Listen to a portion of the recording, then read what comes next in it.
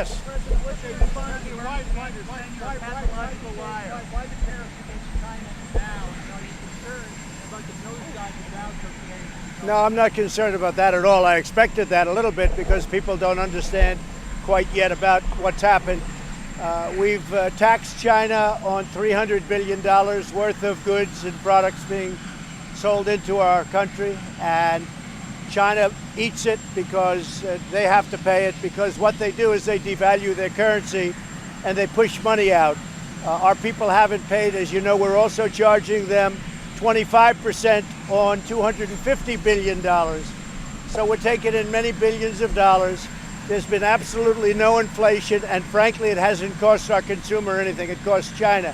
Now, what has happened is a lot of companies are moving out of China so they can, avoid, and China's had a rough this is their worst year in 27 years, according to yesterday's Wall Street Journal. I don't want that. But when my people came home, they said, we're talking, we have another meeting in early September. I said, that's fine. But in the meantime, until such time as there's a deal, we'll be taxing them. We're getting very good numbers from the border. The 21,000 soldiers supplied by Mexico, and I want to thank Mexico. They're doing a great job. The numbers are way down at the border.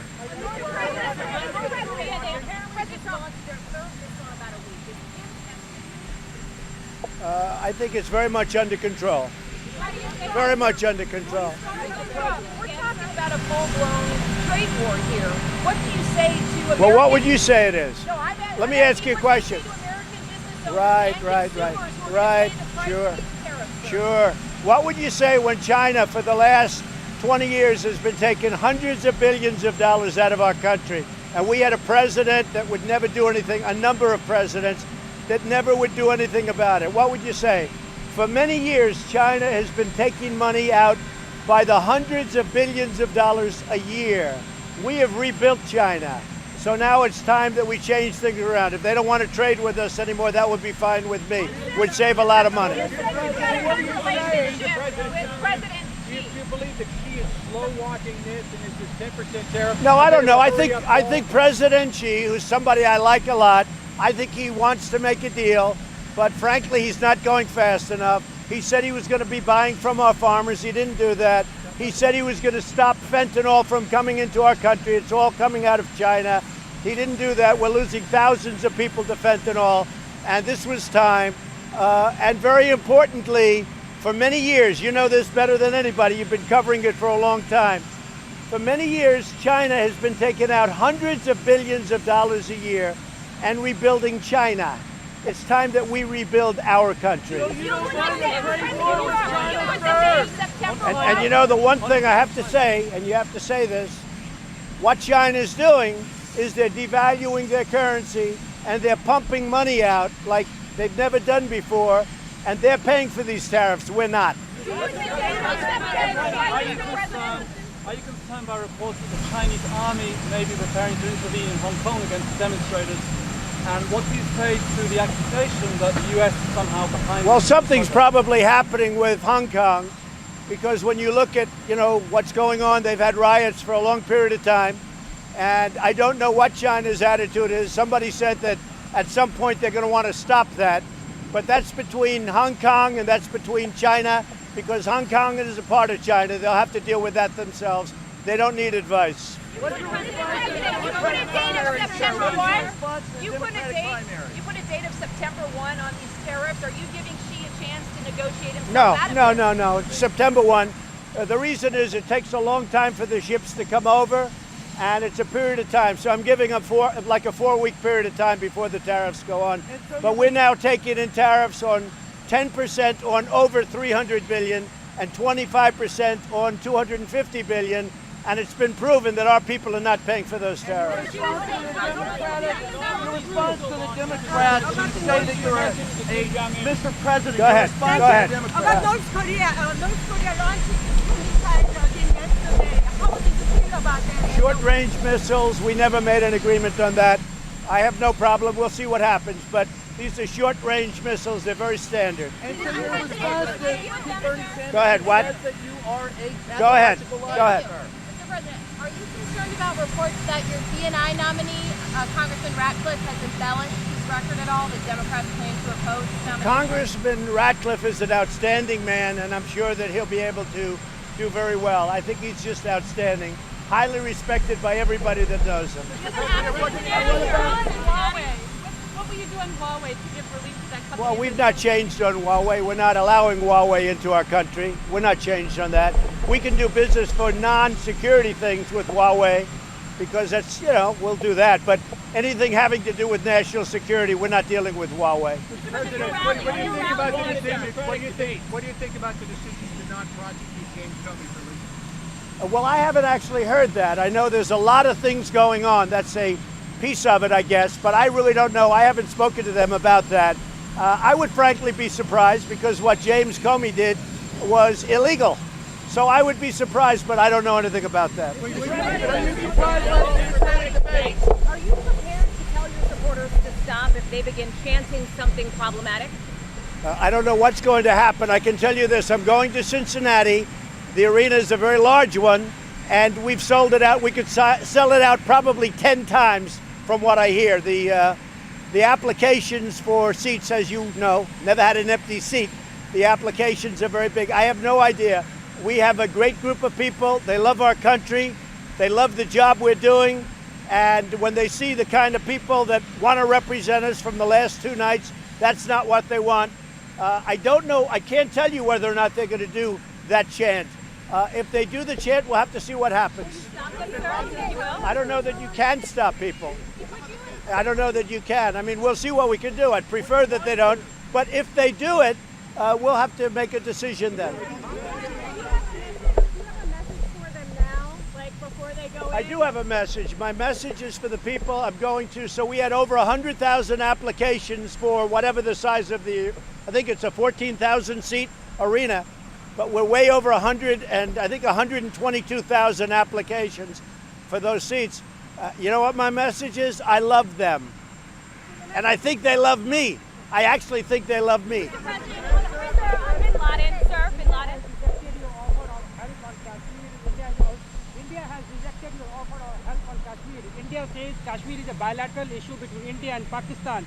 Have they accepted the offer or not? Well, that's up to, it's really up to Prime Minister Modi.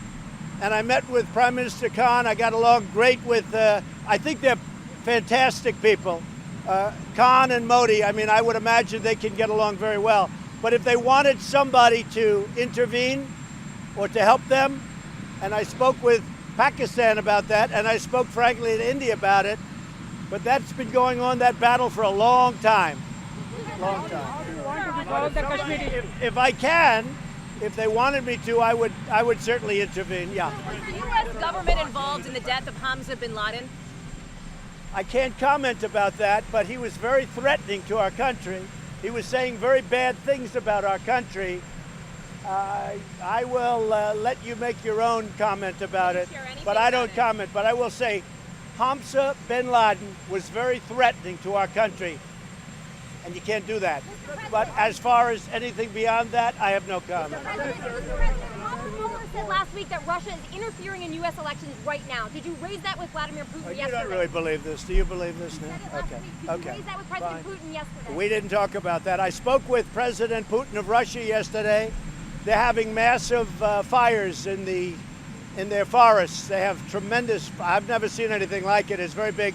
I just offered our assistance because we're very good at putting out forest fires, frankly. And if they should need it, I offered our assistance. We had a good talk, a short talk, but a good talk. And I think he appreciated it. So we would be able to help them. These are massive fires like I haven't seen. That was the primary importance of the conversation. And I think they very much appreciated it. You're on the Fed right now. Well, I watched Mueller. I'm not sure Mueller knows what's going on. You want to know the truth. But all I do know is he said no collusion with us, no collusion, and ultimately no obstruction, because it led to no obstruction by a very smart group of people, including our Attorney General. So no collusion, no obstruction. As far as Mueller's performance, you would have to say it was maybe not so good. Not so good. Did you tell Putin not to interfere? So our country's doing very well. We're setting records in every way, including employment, unemployment. We have now more people working in the United States than ever before. The stock market, it'll take a little hit, but it will be phenomenal because ultimately it'll be much better because of what I'm doing. Somebody should have done this with China a long time ago. They decided not to do it. They made a big mistake. But I will say this, there's never been a time in the history of our country like we have right now. The highest number of people employed, the best employment numbers for African American, Hispanic, women, for everybody. I mean, the best numbers we've ever had. Our military is being rebuilt and it's almost fully rebuilt. It's going to be at a level in a very short period of time, stronger and better than ever before with new aircraft, new missiles, new everything. Hopefully we don't have to use it. Go ahead. Mr. President, what did you think of the Democratic debate last night, Biden, and specifically the charge from Congresswoman Gabbard that you're assisting Al-Qaeda? So, yeah, nobody knows what she meant by that. I think even you probably didn't like that statement, John. She doesn't know what she's talking about. If you remember, a short while ago, I defeated ISIS. We have 100% of the caliphate. So, you're always going to have somebody around. Where right now we have captured over 10,000. We have 2,500 ISIS fighters that we want Europe to take because they were going back into Europe, into France, into Germany, into various places.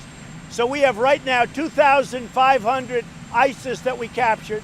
We've captured 100% of the caliphate, and we've done a big job on Al-Qaeda and everybody else. So for her to make that statement is ridiculous, frankly. For her to make that statement is so ridiculous, and she's taken a lot of heat on it because nobody has done more against that war than I have. So we have thousands of ISIS fighters that we want Europe to take, and let's see if they take them. And if they don't take them, we'll probably have to release them to Europe. Kim after what he's done this week? Say it what? Can you still negotiate with Kim after Sure. what he's done now? Sure, because these are short-range missiles. We never discuss that. We discuss nuclear. What we talk about is nuclear. Those are short-range missiles, sure. And a lot of other countries test that kind of missile also. Trust President Xi? Why was the tariff 10% and not 25%? And then on the Fed, you said a quarter point wasn't good enough. What would be good enough for you on the So Fed? interesting, because everyone says, gee, that's so tough, and now you're saying I should have done more. Look, I did more than anybody thought with the first $250 billion, and the 10% is for a short-term period, and then I can always do much more or I can do less, depending on what happens with respect to a deal. But I'm very happy the way it is right now. My people came back. They're going to meet again in September. I said, look, if you meet, that's great. But in the meantime, we're going to pay they're going to pay a tariff, and it'll be a very substantial tariff. Now, if you remember when I did the 25%, I did it in stages. And this can also be lifted ultimately in stages, or it can be taken off. But it can be lifted in stages. So we're starting at 10%, and it can be lifted up to well beyond 25%. But we're not looking to do that necessarily. But this would be done in stages. So I put on 10% on 300. It's approximately 300 billion. We already have a 25% tariff on the first 250 billion. So the 10% follows the 250 billion at 25%. Go ahead. Thank you. Are you considering a blockade or quarantine of Venezuela, given the amount of foreign involvement from Russia, China, and Iran? Yes, I am. You are considering... Yes, I am. Yes. Yes, I am. Go ahead. Mr. President, since the Mueller hearing, on 916 House Democrats have said they want to launch a House inquiry. Why do you think that number has been... It's interesting. Nobody's even mentioned this question to me in so long. Right. Until last night at the very end, it wasn't even mentioned in the debates. People aren't even thinking it's a hoax. I don't know if you know that. You know it's a hoax, right? So nobody's mentioned it to me. One thing I will say that you haven't covered. 2 days ago, a highly respected judge in the Southern District of New York in Manhattan came out with a decision on the whole Russia hoax, and he said exactly that. It's a hoax. You ought to read the decision. This is a decision by a judge who's highly respected, who was appointed by Bill Clinton when he was president, and he came out and he said it's a hoax. And that's exactly what it is. This was a case brought by the Democrats against me, and nobody wants to talk about it. You know why? Because it's fake news. What did you tell Putin about the INF treaty? We didn't discuss the INF. Mostly we discussed the forest fires in Siberia and other parts of Russia. And I said, look, we have the greatest equipment. If we can help you, let us know. Large sections are burning. And so I said to President Putin, if we can help you, let me know. But we're pulling out of the treaty tomorrow. We'll see what happens. By the way, I will say, Russia would like to do something on a nuclear treaty, and that's okay with me. They'd like to do something, and so would I. Mr. President, Mr. Warren's comment last night that Say it again. What's your response to Elizabeth Warren's comment last night that white supremacy should be considered domestic terrorism? Well, I think I've watched Elizabeth Warren, sometimes referred to as Pocahontas, with her phony triad and ancestry that she didn't have. I've watched her, and I don't know, to me she doesn't have credibility. It's possible I'll have to run against her, but everything she did was a fraud. She got into colleges, she got teaching jobs, she said she was of Indian heritage. It turned out to be a lie. So Elizabeth Warren really has a big lack of credibility. One question for our The which?